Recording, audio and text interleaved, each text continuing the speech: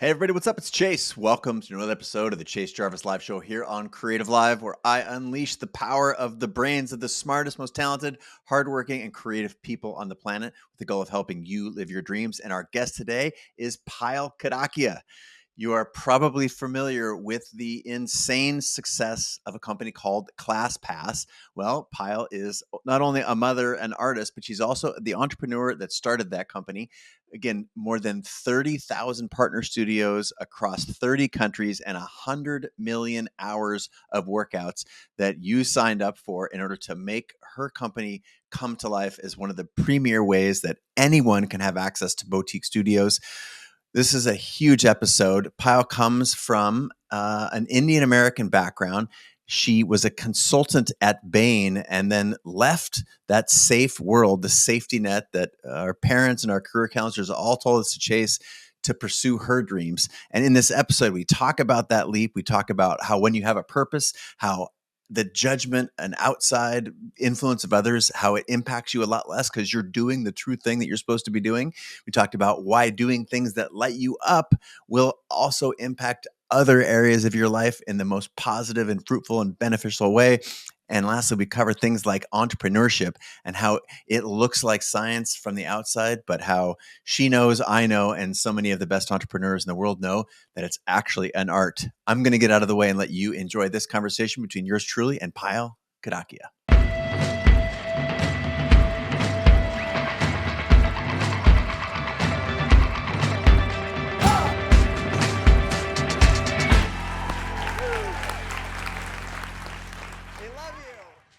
Payal, thank you so much for being on the show. Welcome.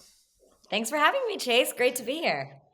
Well, I have been looking forward to this for a long time. I got your new book. I got my mitts on your new book early, but long before you wrote the book, I was paying attention to what you're doing now more than a decade ago when you started your company. And rather than me, giving all this away, I would love for you to start out by orienting our listeners to folks maybe who might not be familiar with you or your work. Of course, you've created something that millions of people use all over the world, but I don't want to make any assumptions for our listeners. So maybe open up with a little bit of a background on who you are, how you think and talk about yourself and your history, and take us up to modern times. All right. I'll try and keep it short because we know that these stories can be long. But really, my story starts with when I was 3 years old and fell in love with dance. And the thread of dance in my life was so important to me, really was my place to be centered, to be creative, to be myself. And I really fought to keep dance in my life through college years, through my professional life. And, I would say that afterwards, I got to a place in my career where I really wanted to find a place where I could dance and, do something for the world that would give them what I always felt in dance as well. And that led me to building a company that was called ClassPass. And so that really came out of my own passion for wanting to build a company to help people really find classes and find passions in their life, because I truly feel that, our passions and activities in our life are really what make us exceptional, and we should never let go of those things. So ClassPass, it's all over the globe. It helps you get access to different studios and gyms in your local area. We worked with 30,000 different partners around the globe. And we sold the company at the end of last year. And I, decided to move on. But at the same time, it's been a decade of building a company. So that's really been a journey. I love it. Well, another thing I love is that as part of your bio, when um, we make arrangements to have conversations like this on the show, everyone's publicists and whatnot, they send over the information, and I love that you identify as an artist. And this show is primarily for creators and entrepreneurs and freelancers, people who identify with a lot of those monikers, and help reconcile for, this is part of the narrative of the show and my background personally, but how do you think about this concept of being an artist and an entrepreneur? Those historically have been at opposite ends of the spectrum. And I know and feel differently. I think the listeners do, but it's never enough to continually check in on people, because this is a thing that culture largely has divorced those two things, business and creativity, and yet, I believe deeply that they're intertwined. And so I'm wondering if you can, start off by talking to that. You consider yourself an artist, and here you are, you know, creating a $1 billion company. That question is, I think, one of the deepest parts of my journey, and almost one of the hardest parts too, because I think it took me a really long time to even call myself a creative or an artist. And whether that was because success in the eyes of the people around me when I was younger was more, analytical and doctor, engineer, and lawyer, and that based. Um, it took me a really long time. And even though I started dancing when I was so young and it was so prevalent in my life, I didn't even understand I was creative, right? And I think I was trying to find the creativity in the sort of analytical standard life I was living. Like I went to MIT and then I was a consultant, and I was always trying to find that creativity. And when I found entrepreneurship, it was this place where I felt my creative side and my business leadership side could thrive. And, when I really look back at the journey of ClassPass, is it obviously it's a combination of the two, but is it the MIT girl and business person who created it, or is it the creative? It's the creative, 100%. It's the creative that connected those dots. It was the creative that was seeing something in the human behavior of my product that helped me think through, how do I solve this when it wasn't working. And I really actually think that people don't always highlight that, especially in the tech world. Like I think it's something that, creativity is sort of like a job you hire for. But at the end of the day, I think founders who think in a creative mindset are the ones who are able to build these new blueprints for the world, right? Build these new product ideas that didn't exist before, because it requires that out of box thinking. And I am really grateful to my creative side for always giving me that ability to think out of the box. Because then when I saw this, idea, and when I started being an entrepreneur, I didn't follow anything because there was nothing to follow. And I just followed my mind and my problem that I wanted to solve.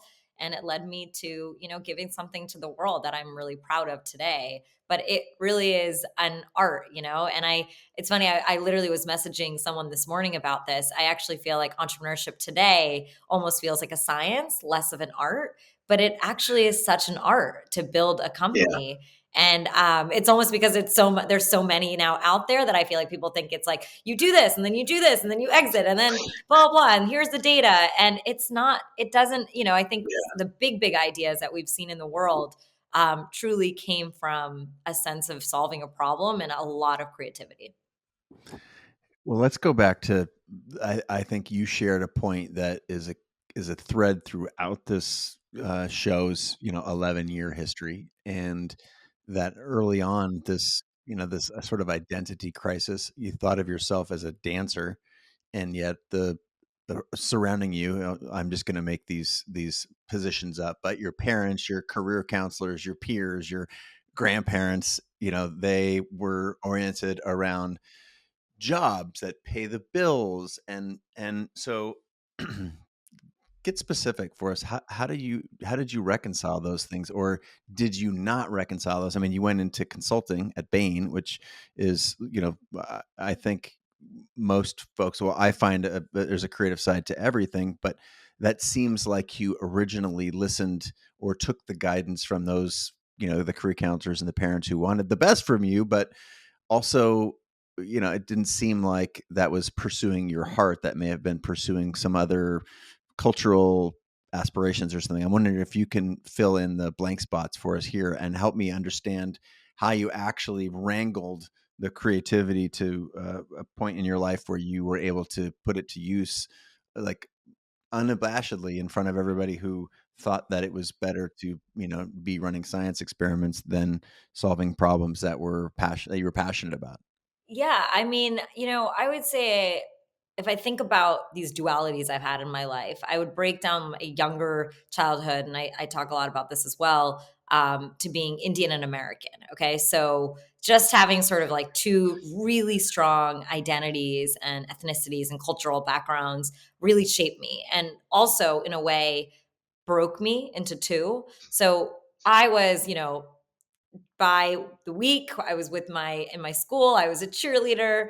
I was like cheerleading at the football games on Friday nights, and on the weekends I was with my Indian community, dancing, learning with other girls, and performing, right? So I really lived two separate lives. And I think the reason I talk about that in the question you just asked is because the reason I even sort of went to dance and went to my cultural background is because I think I needed to understand more of where I had come from, and sort of that knowledge and the roots of the history of who I was, and the woman I came from, right, and what their history was. And I think the DNA of that, I think, made me feel more comfortable in my skin. And I think that's a big part of this journey, is just building the confidence of loving who you are as a human being. And I think dance for me was my gateway into that, which is why I really truly fell in love with that at such a young age, because it it just gave me this place where, you know what, the difference is I didn't see them anymore,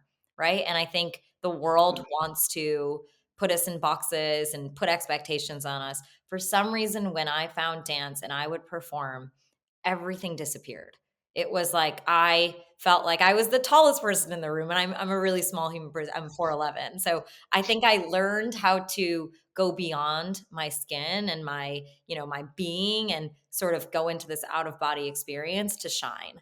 And once I found that, I think I hung on to that. So in moments where, I obviously still did the check marked path that my parents wanted to. And, I'm very grateful to that. I think the foundation of that is ultimately what gave me the strength and, fundamentals to be able to take the leap I did when I decided to quit my job and build a company.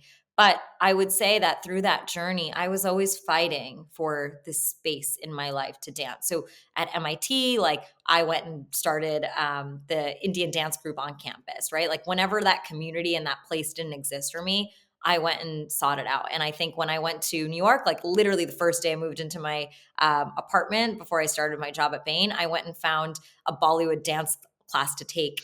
That happened to be literally three blocks away from my house. So I think for me, I just never let go of this place that made me feel confident. And so when the world started always telling me what to do, I always had a place to go that was pure, that wasn't tainted.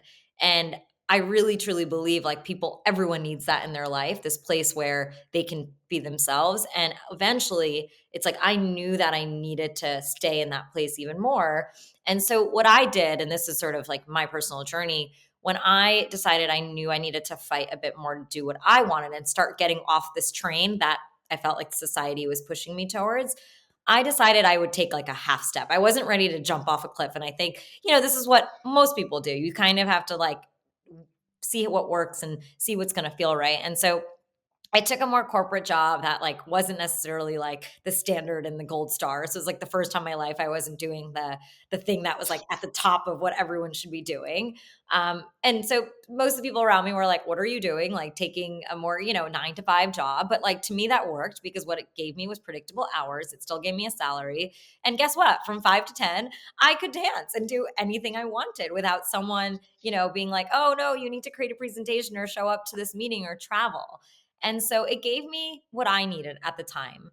And during Mhm. those 2, 3 years, I started a dance company. I started being an entrepreneur. I started believing in myself to go after my dreams, right? It was a small step, but I was leaning in to who I really wanted to be while also still having a cushion. Like I think that's really the part. It's about feeling responsible. At the same time, my parents taught me enough values to be able to say, "Hey, look, like I don't want you to, I want you to dream, but I also want you to be realistic and responsible with your life." And I'm really thankful to that because by the time those 3 years were over, I was in a place where I had made enough money to take a break to be able to, fund my life while I built a company. I felt like I had responsibly been in a place like financially, as I said, I was in a responsible place from like career perspective where like I had enough stuff I had done. So in case my company didn't work out, like I'd probably be able to find another job at some point or another, right? And I had learned also enough about how the real world works which I also think is pretty important to the journey of entrepreneurship, is just knowing how to problem solve in the real world, which is very different than when you're in college Yeah. building something. Anyway, so I think all of that really got to the point where I was able to shatter those expectations. And the only other thing I would say on that, which I think is really important, is how I brought my parents along with me on my journey. Because I think Mm. it's very easy to want to hide these things, like let me hide dance from my parents and not tell them I'm doing all these things. I did the exact opposite. Like I would, they were a part of every big dance thing I was doing. They were a part of every big thing I was doing with ClassPass. I almost overshared the journey with them to the point where my mom was the one who told me to quit my job and build a company, because I think she had at that point been like, wow, like you will go and succeed in everything you do in your life. Let me let you go free and fly and see what you can become. And I really needed that from her to say that.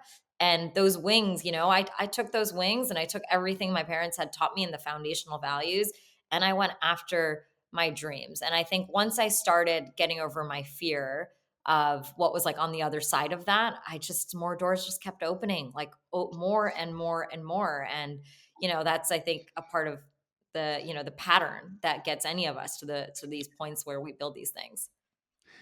Yeah, I love the idea. I don't know if you call that a half step or half measure. I forget the word you used, but I think there's this notion that, we have to get a new set of friends and move to Paris and wear a beret and smoke the cigarette, and that sort of pursuing your creativity has to take some radical, different shape. And the reality is, and for so many of the guests on the show, this is another really common theme, that is the belief that the entrepreneur puts it all on black and bets. And but the reality is that, my experience was the same. I waited tables and tended bar so that I could have the maximum amount of flexibility and the maximum time to pursue the thing that I wanted to pursue on the side. So I think it's fascinating, and it's a very clear takeaway for our listeners that is an untruth, and that you said responsible, and it makes me want to go to your book. There's a line in here that I highlighted: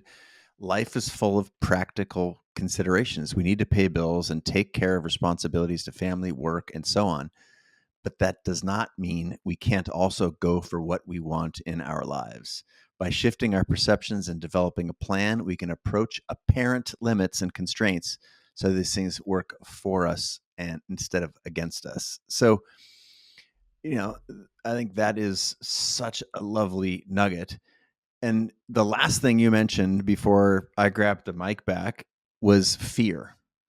And if I've got a list of things that I want to talk to you about, and it's almost like you're looking at my notes here, because the next card that I wanted to turn over in the deck is a card about fear. And I think it's my dear friend and numerous guests time on the show here, Brene Brown, talks about gold-plated grit, where we take the hard things in our life, and in interviews like this, we say, "Oh yeah, it was so hard," and that part of the story lasts about 10 seconds, and then we talk about how glorious success felt. And so I would like to actually flip that relationship. I would like to understand from you, when you were dealing with the fear of leaving Bain or telling your parents, or sort of reconciling the thing that society maybe thought you were relative to who you were on the inside. Talk to us about the fear. What was especially hard about it? And were there any times where you severely doubted some of your decisions? Yes. All right. So, I think the biggest decision after, I finally got my parents and everything on board was quitting my job. I think that's really, I think the big one, because up until then, I still had an income, right? And I still had a sense of a career and a place to go to work and structure, right? I think it comes down to a lot of those things of people who can tell you what to do and tell you how to show up and feeling like you're moving forward. And then when you no longer have that, what is moving you forward in life compared to what other people are thinking, right? Um, and to get to that moment, like I said, I think I had thought about different ideas to build at the time, and ClassPass was obviously at the top of, hey, like I could go build a company, I can go build a startup. But what I really needed to do is just to give myself the freedom, right, to just think and dream at the time. And first, like getting my parents on board was important. Second, kind of having some sort of financial plan was also important to me. And I think these are the things that help me get over my fear, right? And I think I call these risk calculations, right? Like at the end of the day, this is not jumping off a cliff. This is about calculating risk. And I was calculating my risk, right? Of how much time do I have? My dad and I sat down and we went through my money, and I had 3 years, to kind of live off of my savings for that time after, basically sacrificing my life for 6 years and not doing anything. I had earned myself 3 years to go make an impact on what I wanted to do, which was, it was nice to know how much time I had, right? It wasn't 10 years and it wasn't one, right? It was 3 years, and that was good. So, the day I really went in to quit, I think it's just scary. It's just scary doing what you can't see anyone else doing. And you look around, and this was a part of one of the shocking parts to me. I have obviously a lot of people who are older than me who are succeeding at work that I'm about to be like, bye, like I'm leaving, and I'm going to tell them that. Why didn't they do that? Like, what path am I following? And I remember after I like told my boss, and then I started like telling everyone else on my team. The interesting thing that happened was, one, every single person was like, "How do I help you? Like, do you need anything? I'm here." Which was like kind of interesting to be like, "Wait a second, like you usually like these were people I either reported into, or I was like, okay, great, like sure, like actually I do need help with this." That was just an interesting thing. I think when people see you doing what you love, they want to truly help you. So that was like just an interesting thing that happened right away. And then the other part, which was kind of interesting, is I felt like they looked at me with the sense of, oh my God, I wish I had the guts to do that too. And I was obviously like much younger than a lot of these people. And when I saw that, I was like, wow, I am making the right decision. And I'm just doing it when I'm really young. And I could tell in their voices, they were like, I wish I could do the same thing and go and live my dream. Right. And so I think, I remember walking in and that feeling, and I didn't know what door was on the other side. Like I truly believe in, the quote, your greatest life is on the other side of your greatest fear, because I walked out that day I quit my job with a $10,000 check from one of the executives at my company, because I decided to tell people what I was doing and what I was passionate about, and he was interested. And he was like, "Actually, I want to invest." And he also introduced me to someone at a tech incubator, which was, life-changing for my company. And so I couldn't believe it, like the amount of doors that started opening right after. And they were smaller doors, but they were doors. And I thought, like going back to the question of fear, what did I think was going to happen? You think the doors are closing and they're going to stay closed, and you're going to be stuck in a box in a way, like that's the fear. But you have to believe, like actually, like closing that door is going to open a whole set of new doors that will just actually go bigger and bigger, and this was never the path you were actually supposed to be on. And once I really started living in that life and journey, and like you said, going back to the half step was like me starting to kind of dabble in that and seeing the doors, but not like fully closing the door that was going to unleash me. I was kind of living that like plan A, plan B life. I know a lot of people have side hustles and stuff, but I ended up at a place where I felt like I was split in two again, like back to the whole Indian American thing. I was being two different people. Like I was showing up to work and like crunching numbers in Excel. And then like at night, I was this like amazing, incredible performer who was like ending up on like in the New York Times. Like it was like I literally was living two different lives. And I felt like the world was also guiding me towards listening to my passion. There were things that happened during that journey. And I'll never forget this, but my dance company got invited to go to a festival, and we ended up on the cover of the art section of the New York Times. And like my heart, I didn't even have a website at this point. Like I literally was doing this on the side, like thinking I just couldn't even put anything together. And I just remember moments like that being like, the world is telling me to go after my dreams. Why am I not listening? And I think if you start listening, the universe also does guide you towards your passion and purpose. If you need a guide, it's inside of you already. That is so well characterized. I love it. I think that is very profound advice to if you didn't grok all that and you're listening to the show right now, you're commuting, you're walking on the walking path there, rewind and listen to that uh whole bit again because that there's so many nuggets in there. And I read from your new book, which is excellent. Congratulations. It's called Life Pass. I read from that early on just a moment ago about the practical consideration about life. And the next paragraph is about, I love how you organize the book, by the way, and talks about how part one is focusing on shifting perspectives by identifying our own mental hinders. And I'm hoping to now take this conversation from this idea you tap into it, you dip your toe in it first, and then you got, you created a cushion for yourself so that you were able to go all in on your dreams. And it seemed like in your story you were your own mental blocker, right? And it was until you took those steps that you saw the doors opening and you realized that all this stuff is happening for you, not to you. And I couldn't help but notice that I think it was the opening chapter is calling. And I wrote a book called Creative Calling. And so this notion of the universe sort of pulling you like a tractor beam in Star Wars or something. I'm wondering if you can validate that or how you can characterize. I mean, obviously, folks, you got to read the book. It's amazing. But why did you open with this concept of a calling? So when you talk about mental hindrances, right? And I think about what people always tell me, like why they aren't living, the life they want. The number one question to ask yourself and really get over is, where do you want to go?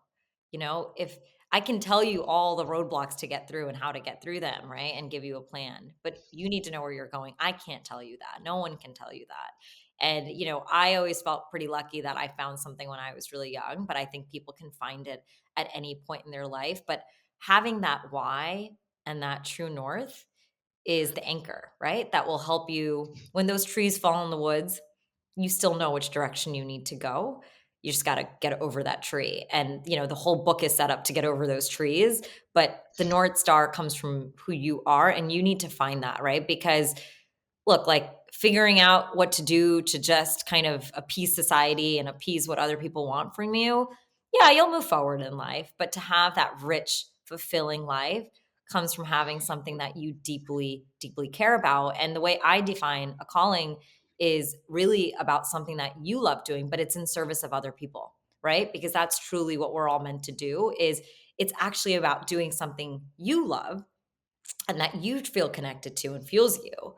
But it's about the fact that it actually provides something and impacts other people. And I think that's a very different way to look at a calling. That's what actually makes it fulfilling is that it's in service of other people. And whether it was performance for me, which honestly, like people, I didn't dance for myself. I danced because I wanted to make other people feel. And even ClassPass, that deep why that I had was about giving people what I found in dance my entire life, right? To other people, especially as adults, right? Because I saw people in the Yeah. middle of New York City just walking the streets, doing the normal thing every single day.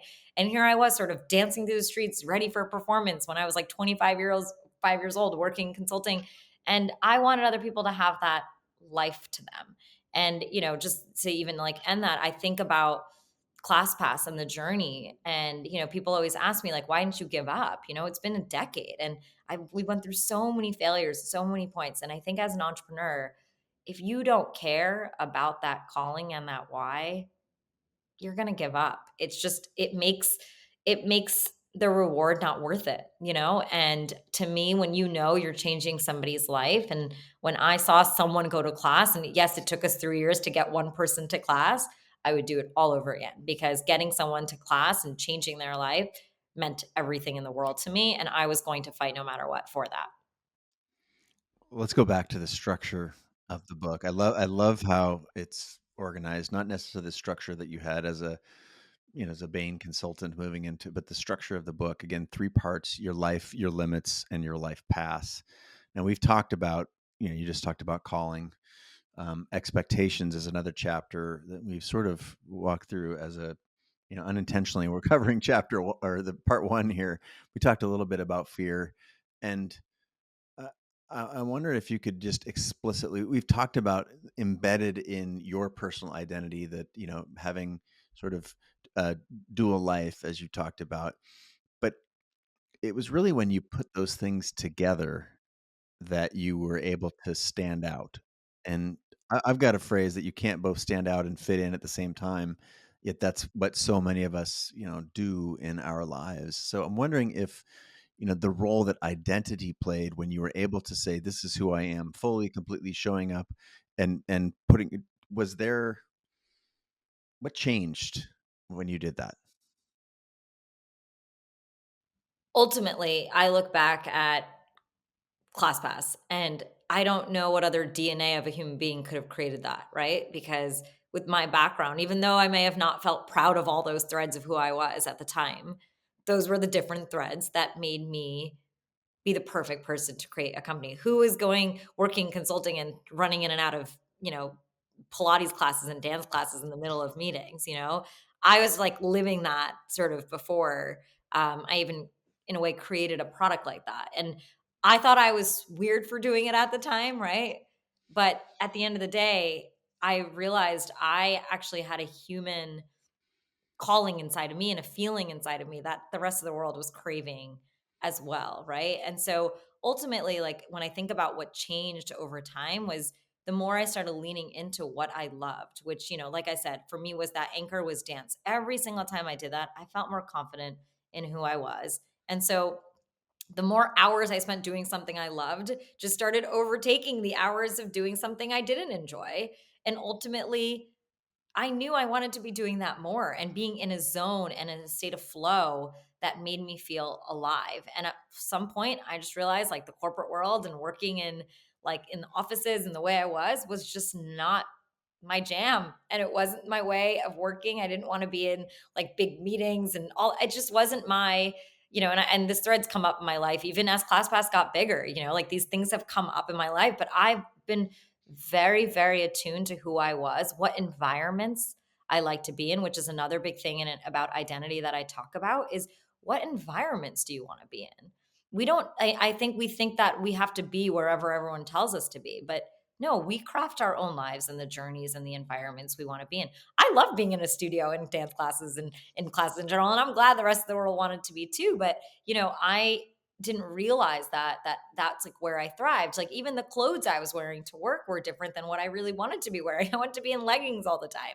And I know these are small things, but at the end of the day, when do you feel like you are trying to fit in? And I think that what you said is so true. It's about always stand out. I felt so proud about being different. By the time I was the only woman in tech in like most of these meetings and events I went to, I felt proud for being different. I was like, this is, you know what, people, I have something interesting to say and something different to add to this conversation, and I'm going to lead into it. I'm not going to try and fit in to the conversation or fit into what everyone else looks like or is dressing like.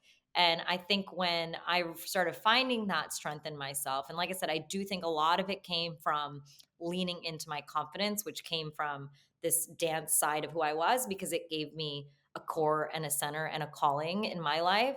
The more I just felt more comfortable being me, and I felt like I needed to continue to shine and give something to the world. Mm, amen.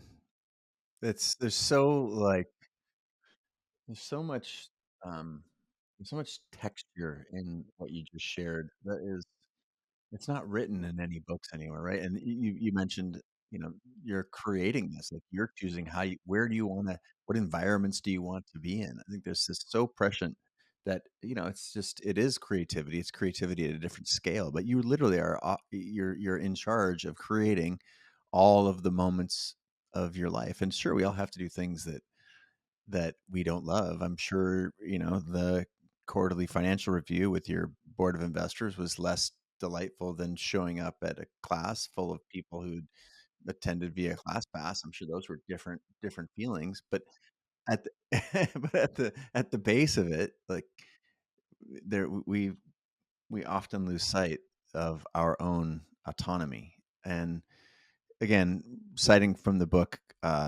which is called ClassPass, or sorry, Life Pass. Drop your limits, rise to your potential. A groundbreaking approach to goal setting. So, I want to fast forward to the goal setting, because let's be real. Most folks right now, if there's a gap between where we are and where we want to be in the world, and whether that's, you know, uh, career, life, hobby, financial. There's this gap, and so part of the way to transcend this gap, or to go over, around, or through this gap, is by breaking it down into small steps. And if I outlined, the other, the a way that you've structured the book, your life, your limits, understanding them, things like finances and skills and people and time. Well, I want to fast forward to, you've basically pioneered a method called the Life Path method, with reflect, dream, focus, and then setting goals. So let's jump forward to the goal setting part. How do people transcend this gap between where they are and where they want to be? Absolutely. So, I'll give you a little bit of background on also the method, which actually for me came up in my life during a really hard time, right? I think I needed a system that would help me succeed and thrive in my personal life as much as my professional life. So at this point in my life, like I kind of knew I had just sort of created ClassPass and like it was going viral. I mean, we had like 1,000 customers, which was not a lot at the time, but I just knew I had created something that people really wanted. So I feel like all this hard work I'd put into my life was finally culminating. But then I looked at my personal life, and I mean, I was single. I was like spending the holidays by myself. Like it was like my health was bad. There was just so many things going on. And I realized I needed a system in place to set goals across all the same aspects and do it in the same way I knew I was succeeding in my professional life. And I think this works the other way too. Some people know how to really succeed in their personal life and don't know how to do it in their professional life. But everything I had learned in my life taught me how to think in a certain way. And I knew I needed to solve this problem the same way. So the method starts, and it takes an hour and a half. So we can't go through the whole thing right now, but the main steps of it are, the first step is to reflect, to really think back at your life and come up with sort of the words that would anchor you in where you've been over this past year. I think in order to figure out where we want to go, we need to know where we've been and what we're starting from. And I like to think of this as themes of, the last year. I call them your reflect words, because they are sort of, what you've been up to and what your heart and soul have been up to. And then it's all about asking yourself, what if you did the same exact exercise a year from now? What words do you want to say? So, what are your dream words, right? What do you want to be able to achieve over the next year? And this is all in terms of themes and feelings, right? This is not, I'm going to achieve X, Y, and Z or reach some, big milestone that society is pushing you towards. This is really all about anchoring yourself on how do you want to feel, right? Like when you arrive at that end of that year, what do you want to be like? This year was it about love? Was it about impact? Was it about dreams? Like what was the year all about for you? And so we write down your dream words, right? And this is sort of like your true north, your calling for the year personally. Um, and then we go through a big exercise, which is about focusing, right? Because at the end of the day, we can all write goals across all of this, but how do we even know where we want to put our time and energy into focusing? So it starts actually with the time diagnostic, where you go through, and list all the big buckets of time that you spend any hours on. So this obviously goes from like anything from family and friends to social media and, obviously work. And I think it's important for people to just get a sense of where they're allocating their time, because that's usually what we waste the most, right? And so when you have goals in your life, you kind of need to be like, whoa, here is my layout of my plan, right? And then therefore, these are sort of the buckets in your life that are going to serve you and where you're going to end up creating change in general, because that's where you're spending your time. And this process should also include obviously adding new areas of your life, right? So imagine you want to start a new activity or a passion or start writing or reading. This is sort of your time to say, this is how my life is sort of encompassed right now in these, 10 buckets. Then we go through a process of reflecting and rating all of these areas in terms of, how are they serving you today, right? So it's not just about like writing the time diagnostic. It's almost understanding, okay, like I spent a lot of time working. How much is work serving my dreams right now? And just kind of having that sense. And then ultimately, what we end up doing is getting into a place where you pick 3 to 5 areas for the next quarter. So the way I do goal setting is it's a quarterly process. I don't set goals past that. And the reason I do quarterly is because I think a year is way too much time. People forget and you can't do it. And a quarter is enough time to make change, right? Where it's not like a week where you feel bad about not doing something or, life happens and things change. But a quarter gives you enough time to make progress. So at this point, we pick 3 to 5 areas where you're going to spend time. So you might pick like, okay, family. You might pick, I want to play tennis. You might pick, I want to clean my house, like, or get my house decorated. And you pick these areas of your life. And once you have those areas, then we go to the big, larger part of the step, which is about the actual goal setting. So everything up until that point is literally about fine tuning it. So you arrive at a place where you are focused on the areas you're going to goal set in, right? Because now, these areas are coming from yourself, right? You know what you want to do in terms of your dream words. You have some anchors for the year. You have a good map of your life and where you want to spend and focus your attention. So now instead of saying, "Oh, like I want to make progress in all 10 areas of my life," no, like you've chosen 3 to 5 areas that you can actually make an impact on. Because if we choose all 10, we probably can't do anything because we won't make enough impact. And then we go in, and I have a deep system, which you'll read about in the book.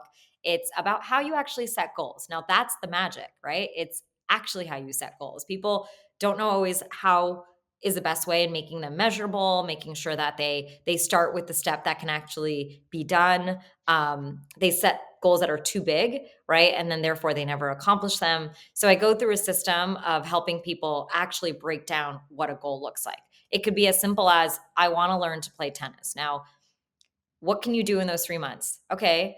A lot of times people are like, okay, well, I failed if I'm not like a great tennis player by the end of the 3 months. No, signing up for a class, just one class by the end of that 3 months is actually success, right? And I think being able to look at it in terms of progress, because by the way, most of the times, you know what would happen? A whole year would go by and you would have never even signed up for a tennis class, right? This gives you something that's so small. All you have to do is sign up for a tennis class in 3 months. Now that feels accomplished, like something you can accomplish, right? For people. And even the process of finding that class, what requires you to maybe do some research, maybe putting it in a place where you might do some reviews and ratings on different instructors and then interviewing some instructors and seeing who you like, and then you get to pick where you're going to go. But just getting to that place honestly is something that's hard. And I think this is sort of like when I look at my life, and I feel like my whole life started from probably putting on a dance show for 100 people. That's so small, but the fact that I did that helped me build the confidence to do it for 200 people, then 1,000, and then be like, you know what? I want to start a tech company. It was all these incremental steps that helped me arrive at this place. And I do believe the more we set these goals and we do it, and we put it in a process that is actually achievable, the more you believe in your own execution, right? So like part of so much of this LifePass method is this idea of getting started and executing. Because the more you execute, the more you believe in yourself, the more you believe you can go towards your dreams and accomplish the bigger thing. But it starts with the small steps. Yeah, there's this sense of inertia, right? It's like when you hold yourself accountable and you actually produce the result, whether that's signing up for the tennis class or something different, like that creates momentum, and momentum begets momentum. It's interesting. I had highlighted, I'm in the galley of your book, Life Path, which is, for those listeners out there who don't know, it's an advanced copy. So I'm not sure if my page will correspond to the book that you actually get, but I'm here on 181. The area is just one of the things I love about the book. It's very actionable, right? These forms are actually in the book that you can, how do you prioritize your time? How do you, yeah, stack rank these things in importance? And I'll riff real quick here. This, steps around goals, make them measurable, break down and sequence them. Shoulds also deserve goals, which I want to ask you about that. Identify tasks that can be delegated or outsourced. Be very specific. And lastly, focus on the how as much as the what. So, of all of those, I think most are explanatory. But what about shoulds also deserving goals? What do you mean by that? Yeah. So, there's obviously things in our life like finances, right? Which might be a should. But they also, like I said, deserve goals, right? It's easy. And, we talked a little about this earlier. It's easy to kind of always put things like that off, right? creating a budget, putting a plan together, any of that stuff. But those are the things that actually, if you do them right today, in maybe the second quarter or third quarter, it's going to give you the ability to make a different choice, right? With your time and with your goals. And so, we always think about it. And even something like it might be like, oh, I have to see certain friends or family, right? How do you turn those into things that you want to do, right? I think I was talking to somebody who was telling me, like, oh my God, I have to like, always spend so much time with my cousins. And like, I'm always, I know I don't have enough time. And I'm like, okay, well, what if you were proactive about this? Like, plan like 2 weekends where you're going to go there and you're going to really be present versus being sad about every single time you're there, right? Thinking, oh, like, why am I here? And that's what so many of us do. um, be active about it, be intentional about it.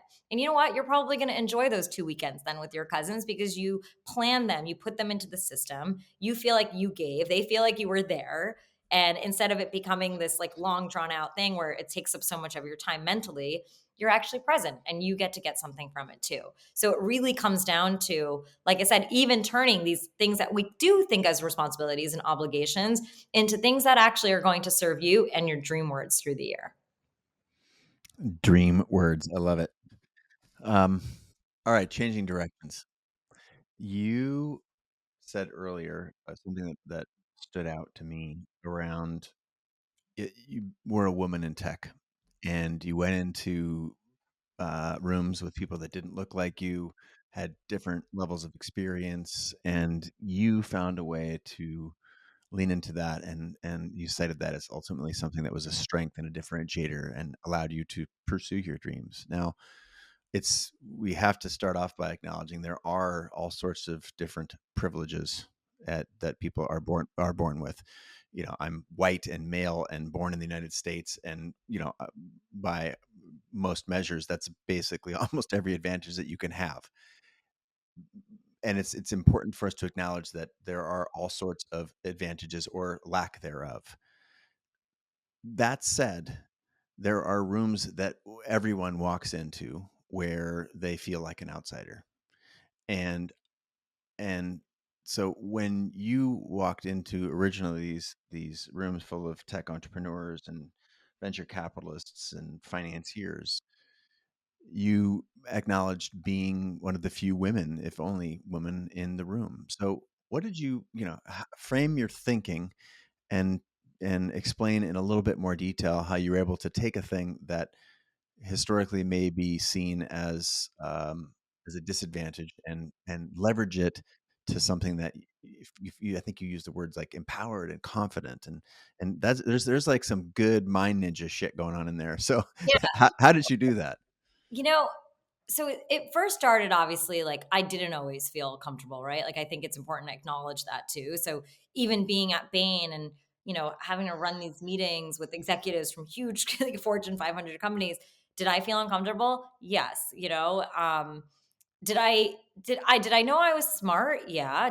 Was I scared I was going to say the wrong thing? Yes. Like I think it comes down to it wasn't yet, I knew I had done the analysis or I had known the numbers. It's this fear of what people are going to think about you, right? At the end of the day. Um and I think what happened for me is the more, and I want to go back to calling here, the more I was doing something out of purpose, the more a lot of what everyone thought of me started to dissipate. Because here I was, like truly trying to change the world and do something good for people. How could I ever be wrong in doing that?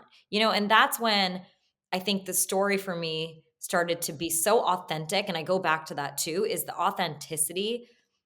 How could anyone tell me that what I was saying was wrong? Like I wanted to build a company to get people to class because of my passion for dance.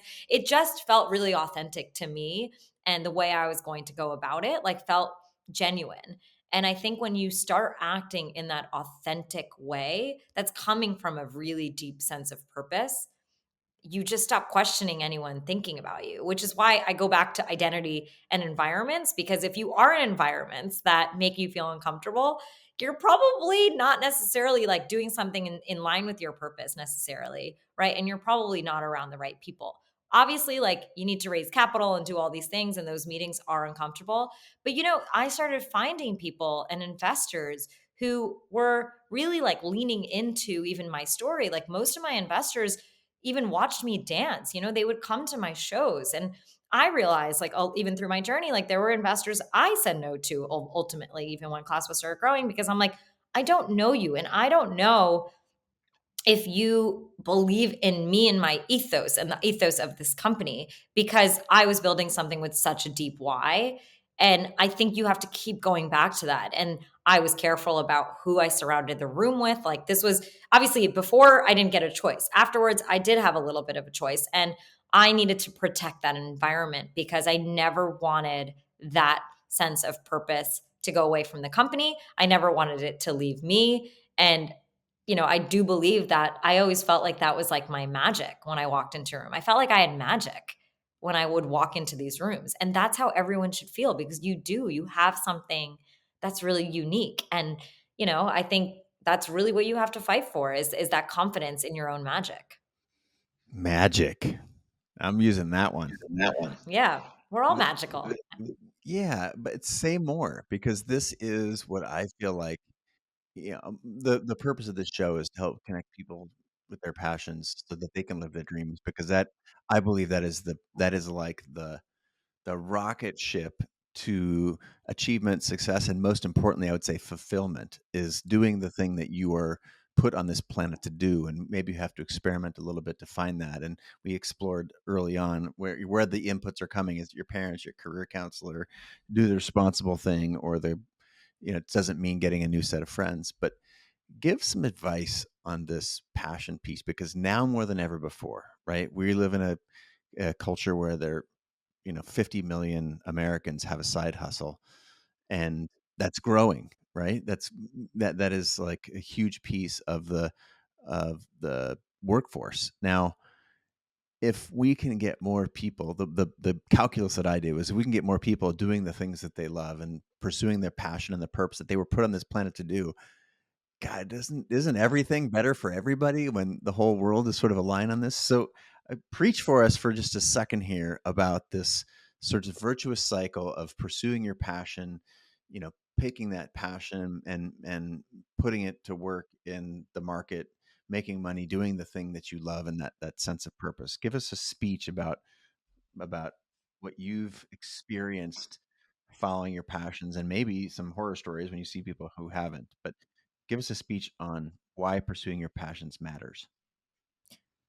I mean, what is a rich life? A rich life is one that is fulfilled. It is not chasing, the vices in the world of power, money, needing to have things and materialistic things. I think we think that those things are what bring happiness, but those are not. And, I'll be 100% honest in saying this. When I went to start ClassPass, did I ever think about the money it would give me, the potential fame it would give me, any of that? No, I didn't think about any of those things. I thought about solving a problem in the world for people. And I think when you are driven by such passion and purpose, your decisions in your life all connect into something greater and so much more fulfilling than living a life that, like I said, is chasing money or, chasing power.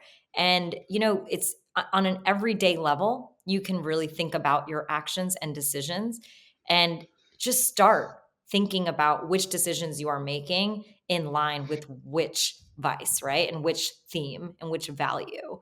And I really will, believe the more I started making decisions in line with my passion, which was dance, the world started, hugging me a bit more and moving me closer to where I really needed to be.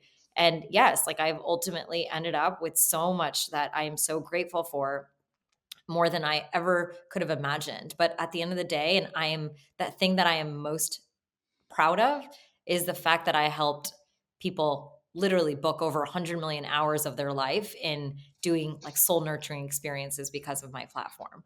And I think when you truly care about something like that, honestly, the other stuff just, it's great. It's like, it's great because society sort of values it. But what makes me go to sleep at night and being happy is that I made an impact on the world. Because like I said, passion and especially calling, is in service of other people. And how do you just not feel good when you give something to other people?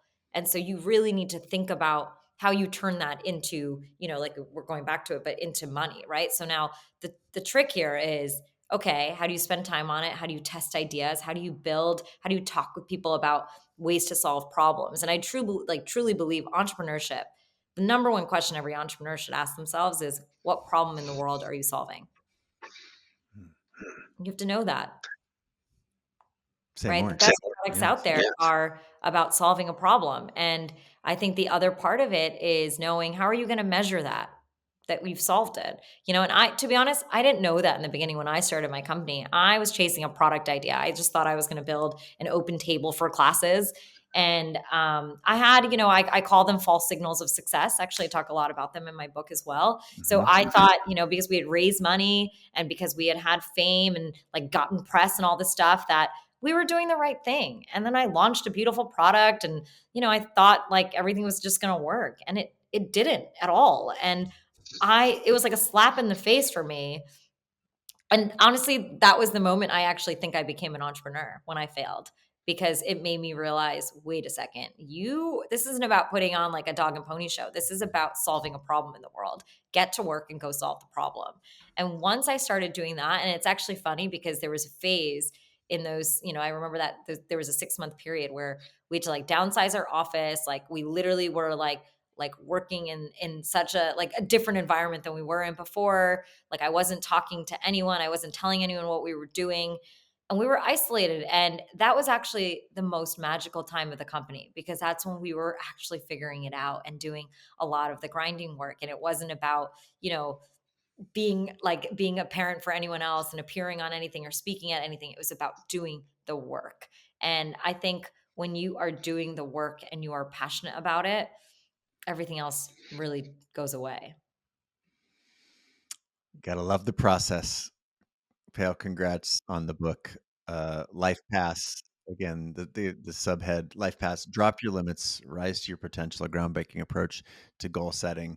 It's an amazing book. I love how prescriptive and easy it is to follow. And there's a lot of value in these workshops that you have sort of established, these little check-ins along the way. So congrats on an incredible book. And of course, more so for ClassPass, right? That is, as you said, changed people. Hundreds of millions of hours have been changed because of what you've created. So congratulations.